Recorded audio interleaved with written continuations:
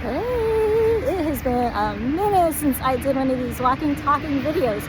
So have you ever been with someone and felt lonely?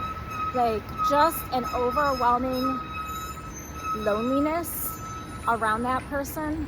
Yeah, me too. So there was this guy, it was quite a while we were together, but one of the loneliest places ever was sleeping next to him. So the reason is we really didn't know each other.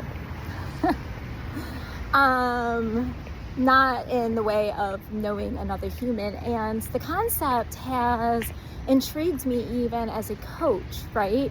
Because a lot of times people who've gone through trauma or heartbreak, they just feel like they're not known, they're not seen, they haven't been heard, and it can feel lonely. Healing can be very lonely. So I read this book recently called How to Know a Person. It's by a journalist actually named David Brooks. Highly recommend it. And in this book, he talks about the word accompany. Now, I thought this was a really intriguing word because it's not one that I hear a lot. But before we get into that, if you are just meeting me now, hi, my name is Beth. You can also call me Babs. And I am a breakthrough coach, which means I help support my clients, both women and men, with redefining their identity after trauma or heartbreak, and writing new life relationship success stories. But, it's kind of hard to do that if you don't really know yourself and you don't really know the other people who you are in relationship with. This could be professional relationship, family relationship, romantic relationship, friendship, all sorts of different types of relationships, money relationships, relationship with time. So many relationships we have. So, he talks about a company. Now, here's a fun fact about me that a lot of people don't know. I used to sing, and in high school, I did these competitions called NISMA, where I would go and I would sing a song and I would get a score. And to do that, I needed an accompanist. And what is an accompanist? Accompanist actually plays music, right? There's usually a soundtrack to our lives. There's usually a beat that we walk on through life. There's usually a beat the other person walks on. And, in relationships, we're all listening to our own little song, right? We've all got our own beat. And then you have to somehow be able to hear your beat and hear their beat, and you have to make music together. See, when I was singing, if I sang on my rhythm and the accompanist who was playing for me played on their rhythm, their beat, it would have been a disaster. So you need to listen to each other. Oh my gosh, the pollen in the air. So you want to listen to each other. In order to support me as a singer, the person playing the piano, they had to be sensitive. They had to accompany me. They had to listen to where my breath was. They had to listen to where I might be weak in the song. They played up so that my weaknesses sounded strong, and where I was strong, they had to take a little bit more of a sensitive approach on the keyboard in order to let my strength as a singer shine, right? And it's a beautiful thing when the accompanist and the singer is in harmony, but when they're not, when the one is off beat, it can be detrimental and it can be really heartbreaking and traumatic. And so that's actually how I ended up stopping singing. In part, I had this experience where I felt rushed as a singer, and I was just like, you know what, I'm just done with this.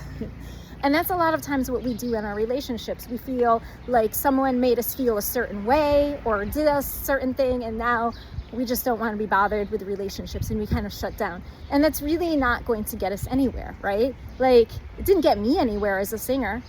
Do you see me singing? Right. So I could maybe do it again. But my point is we want to accompany one another in our relationships. We need to sit next to each other and listen to how the other person's breathing. How are they doing?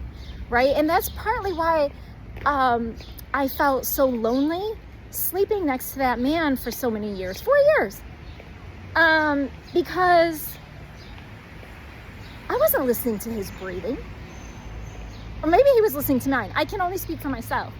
I can always take responsibility for myself. And this is the thing. Everything starts with you. The soundtrack to your life, the accompaniment you get, that you receive, it all relates back to you. It starts with you, right? So was I accompanying him? These were questions. No, I was not. I was doing my own thing. Was I listening? No. Was I just sitting quiet? No. I felt so lonely because I was not accompanying him. And a lot of times we put the blame on someone else and we say, oh, they made me feel this way. They did this, they did that. No, boo. No, sir. It's all about just being present. We don't have to, when we're accompanying someone in a relationship, we don't have to have a response. We don't have to know what to do next. We just have to kind of be present with that person where they're at, and just sit with them. Sometimes just sitting next to someone is like the most fulfilling thing, the closest thing you can do. So here's the thing. I said, how can I also take this book, right, and apply it so that I can become a better coach, right? So this is like my new focus even as a coach. How can I accompany my clients better? How can I sit with them? Well, that is what I'm excited about doing. Just being present. I think I've always been present, but being more intentionally present for my clients, and coaching them. I've always coached, like, starting with where the person's at. We're all at different points in life, and it has to be a safe place for someone to be able to get breakthrough and begin seeing themselves in a new light, begin seeing themselves differently, begin redefining their identity, and really falling in love with their life after going through some really challenging times, right? It just takes, as a coach, right, that sensitivity to meet them where they're at and then guide them as they go through their process of getting their breakthrough and writing out their new life success stories, relationship success stories. So just some thoughts on accompanying. Who was the last person who accompanied you? How did you feel when you were accompanied? How do people accompany you? Who accompanies you in life? Who's just with you, just present with you, right? So I'd love to hear your responses, your thoughts on this. And yes, I shared a lot of gems. Let me know in the comments below what stood out most to you. And if you would like to work with me as a coach, as a breakthrough coach, all you have to do is send me a little DM, say, hey, I would like some more information on what this breakthrough coaching looks like. I'm having a hard time sitting with myself. I can't forgive myself for doing XYZ. I'm having a hard time sitting and accompanying with this person because this person did XYZ. I don't know what to do next. Well, let's chat, right? And see how we can go about having you begin stepping into accompanying yourself on your journey of redefining your identity and accompanying others and being willing to let someone accompany you, right? And what would that soundtrack sound like? What would that sound? What would that music? Would that be music to your ears?